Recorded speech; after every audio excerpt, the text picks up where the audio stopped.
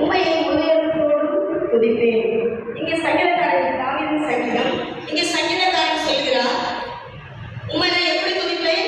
முழு இதயத்தோடு துதிப்பேன். இன்னைக்கு நம்ம காலையில தேவ சமூகத்தில் வந்திருக்கோம். நமக்கு முழு இதயம் இருக்கா? இன்னைக்கு நமக்கு நம்ம கேள்வி கேட்கணும். எனக்கு ஆண்டவரே உங்களை நான் துதிக்க வந்திருக்கிறேன், எனக்கு முழு இதயம் ஹோல் ஹார்ட் அப்படின்னா ஆண்டவருக்கு வந்து எப்பவுமே எதுலையுமே ஆண்டவர் 50-50 அல்லது அப்படி பாதி அப்படிலாம் ஆண்டுக்காது. அதெல்லாம் தேவையே இல்லை.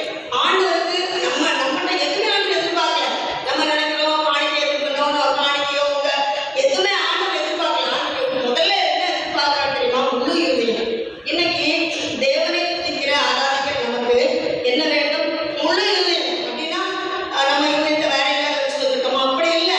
நம்முடைய இதயத்துல நம்முடைய கணவனை விட, பிள்ளைகளை விட, நம்முடைய சொந்தங்களை விட, வேறு எல்லா காரியங்களை விடையும் நம்ம யாருக்கு முக்கியத்துவம் கொடுக்கணும்? ஏசப்பாவுக்கு முக்கியத்துவம் கொடுக்கணும். அப்போ நம்ம முழு இதயத்தோடு யாத்திராமத்தில் ஆதியாமத்தில் வாசிப்போம். ஆண்டவர் எப்படி தொழுது கொள்ளணும்? ஆவியோடு முழு இதயத்தோடும் முழு பலனோடும், எப்படி முழு ஆத்மாவோடும் முழு ஆவி எல்லாமே கோல் பாட்டு முழு இதயத்தை ஆண்டவர் செய்யணும், நம்ம கொடுக்கணும். இன்னைக்கு காலை வேளையிலே நம்முடைய இதயம் எப்படி இருக்கிறது? சங்கீதக்காரன் நம்மத்திலே வசனத்தின் மூலம் கர்த்தர் பேசுகிறார். சங்கீதக்காரன் மூலம் நம்முடைய இதயம் எப்படி இருக்குது? காலை வேளையிலே நம்முடைய இதயம் எங்கே இருக்கு? நம்முடைய இதயம் அப்படியே உலாவிக்கிட்டே வருதா உலகத்துல? இல்ல தேவ சமூகத்தில் உட்கார்ந்து நமக்கு நம்முடைய இதயம் எப்படி இருக்கு? முழுமையா இருக்கா? கர்த்தர் அதைத்தான் இந்த காலை வேளையிலே எதிர்பார்க்கிறார். தேவர்களுக்கு முன்பாக உண்மை செய்வேன், கீர்த்தனம் பண்ணுவேன். இங்கிலீஷ் பைபிள்ல தேவர்கள் God single small letter God போட்டிருக்கு. அப்போ இந்த உலகத்தில் உள்ள எல்லா அதிபதிகள், பிரபுக்கள், பெரியவங்க யாரெல்லாம் நம்ம நினைக்கிறோமோ அவங்களுக்கு முன்பாக என்ன செய்யணுமா? நம்ம அவரை கீர்த்தனம் பண்ணணும், பாடணும். இன்னைக்கு நம்ம சபையில பாடுறதுலே வெட்கப்படுறோம். ஒரு தனிமையா ஒரு பாட்டு பாடணும்னு சொன்னா நம்ம வெட்கப்படுறோம். நமக்கு வெட்கம், நமக்கு பயம். ஆனா சங்கீதக்காரன் சொல்லுகிறான், தாவீதுக்கு வந்து பிரச்சனை இல்லைன்னா நமக்கு ஆயிரத்துல ஒன்று கூட நம்ம எல்லாம் அனுபவிக்கல, நமக்கு வரவே இல்லை. நீங்க சங்கீதக்காரன் தாவீதுடைய வாழ்க்கையை பின்னணியே அவருடைய சிறு பருவத்தை நீங்க பைபிள்ல இல்ல, அது வேற புஸ்தகங்கள்ல எல்லாம் எழுதப்பட்டிருக்கிறது. அதெல்லாம் நீங்க வாசித்து பார்த்தீங்கன்னா தாவீதுக்கு வந்த ஒரு உபத்திரவம் யாருக்குமே வரல. உங்களுக்கு எனக்கு வரவே இல்லை. சிலவங்க சொல்லுவாங்க, யோபை போல என்ன செய்கிறேன், நான் உபத்திரப்படுத்தப்படுகிறேன் அப்படின்னு சொல்லிட்டானா, இந்த தாவீதுக்கு வந்த உபத்திரவம் நிச்சயமா உங்களுக்கு எனக்கு வரல. நீங்க வாசித்து பார்த்தீங்கன்னா தெரியும். அப்படிப்பட்ட தாவீதே சொல்றாரு, நான் உண்மை என்ன செய்வேன்? முழு இதயத்தோடு துதிப்பேன். அப்புறம் தேவர்களுக்கு முன்பாக இந்த உலகத்தில் யாரு பெரியவங்களா இருந்தாலும் சரி, அதிபதிகள், ராஜாக்கள், மேதையானவர்கள், பிரபுக்கள் யாரா இருந்தாலும் சரி, அவங்க முன்னால நான் என்ன செய்வேன்? உண்மை பற்றி பாடுவேன் அப்படின்னு சொல்றாரு. 3வது வசனம் வாசிங்க.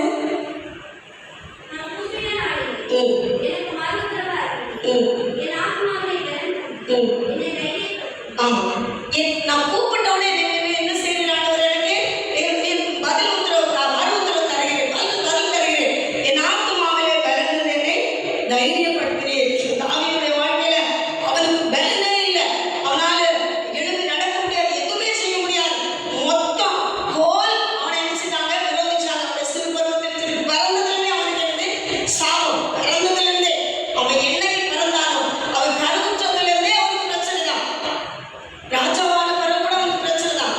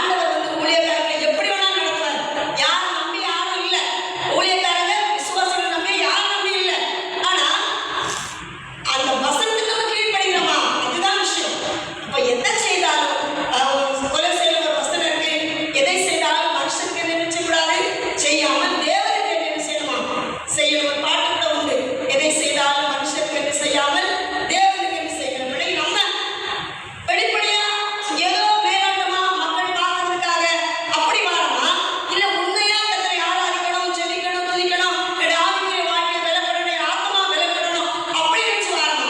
இன்னைக்கு நம்மளும் நானும் உங்களை நீங்களே கேள்வி கேட்டுக்கணும். உங்க ஆத்மா பலப்பட நம்ம என்ன செய்யணும்? அதான் அந்த சமோச வியாபாரம் சின்னதா இருக்காது, அது ரொம்ப சின்ன வேலையா கூட இருக்கலாம். நம்ம அதுல உண்மையா இருக்கணும், அதுதான் விஷயம். நம்ம அதுல உண்மையா இருந்தா நம்ம கொடுத்துக்கிற வேலையில பிள்ளைகள் இருக்காங்க, படிக்கிறதுல உண்மையா படிக்கணும். எது உங்களால முடியுதோ அதை எடுத்து படிச்சு நீங்க அதுல முன்னேறணும். இது எல்லாத்துலயுமே ஹாஸ்டல்ல எல்லாம் ஸ்டடீஸ் நைட் ஸ்டடி இருக்கும். அப்போ பாடம் வருவாங்க, அவள் நேரம் மூடிட்டு விளையாண்டு பிள்ளைங்களாம் டப்படப்பான புக்கை திறப்பாங்க. சில பிள்ளைங்க தலைகளை வச்சுருவாங்க. வாரம் 10 பார்த்தா புக்கு எப்படி இருக்கும், தலைகளை கல்லை கூட அமுக்கணும். அப்போ இப்படி நம்ம இருக்கக்கூடாது. உண்மையா நமக்கு கொடுக்கப்பட்ட தொழிலோ இல்லை படிப்போ வேலையோ இல்லை கர்த்தருடைய காரியமா ஊழியமா எதுவானாலும் நம்ம என்ன செய்யணும்? உண்மையா செய்யணும். கர்த்தர் ஆத்மாவை பலம் தருகிறார், தைரியப்படுத்துகிறார். கடைசி வசனம் வாசிங்க 8. கர்த்தர் எனக்காக யாவையும் செய்து முடிப்பார். அப்போ இங்கிலீஷ் பைபிள் அந்த யாவையும் அப்படிங்கிறது பர்ஃபெக்ட்னு போட்டுருக்கு. பர்ஃபெக்ட்னா முழுவதும், கம்ப்ளீட். இந்த கடுகு காஸ்பல் சுவிசேஷத்துல நீங்க பார்த்தீங்கன்னா கடுகு விதையை ஒப்பிட்டு சொல்லியிருப்பாங்க. ஏன் கடுகு விதையை ஒப்பிட்டுருக்காங்க? நான் நினைப்பேன் ஏன் கடுகு ஒப்பிடணும், அதோட பெருசு தேங்காய் இருக்கு அப்படின்னு நினைச்சிருந்தேன். ஆனா என்னன்னா இந்த கடுகை நீங்க உடைச்சு பார்த்தீங்கன்னா அதுல கேப்பே இருக்கலாம். அதுல உடைச்சு கொடுத்துருக்கீங்களான்னு தெரியாது. அதுல அது முழுமையா இருக்கணும், அதுல வந்து இடைவெளியே இருக்காது. அதனாலதான் ஆண்டவர் கடுகு விதைய எக்ஸாம்பிளா சொல்லியிருக்காரு. இங்க யாவையும் நமக்கு ஆண்டவர் வாக்குப்படின யாவையும் பர்ஃபெக்ட், அதுல ஒரு இது கூட கிடையாது, முழுமையா நினைச்சுவாராம், செய்து முடிப்பாராம். அப்ப நம்ம என்ன செய்யணும்? கத்தருக்காய் செய்ய வேண்டியதை கரெக்டா சரியா ஒழுங்கா செய்யும் பொழுது நம்முடைய ஆத்மாவில் பலம் தருவார். அவர் நமக்கு சொன்ன நமக்கு வாக்குத்தத்தம் பண்ணின எல்லாத்தையும் எப்படி பண்ணுவார்? முழுமையா நமக்கு நிறைவேற்றி கொடுப்பார். கர்த்தர் வார்த்தைகளை